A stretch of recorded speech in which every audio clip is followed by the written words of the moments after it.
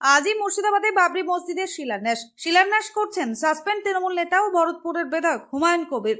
সকাল থেকে সেই কর্মসূচি ঘিরে প্রস্তুতি তুঙ্গে। সভাস্থলে মোতায়েন রয়েছে প্রচুর পুলিশ বাহিনী RAF। সকাল থেকেই সভাস্থলে প্রচুর মানুষ ভিড় জমাতে শুরু করেছেন। বেলডাঙ্গায় কড়া নিরাপত্তা, অতিরিক্ত বাহিনী মোতায়েন।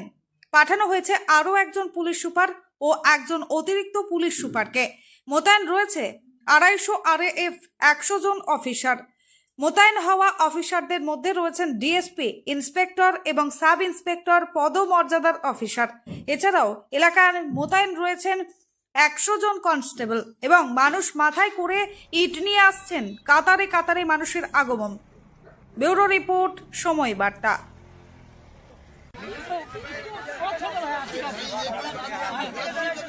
बंटवारा हो रहा है कि आप बैठ लेंगे 20 मिनट और बैठ लेंगे 10 मिनट।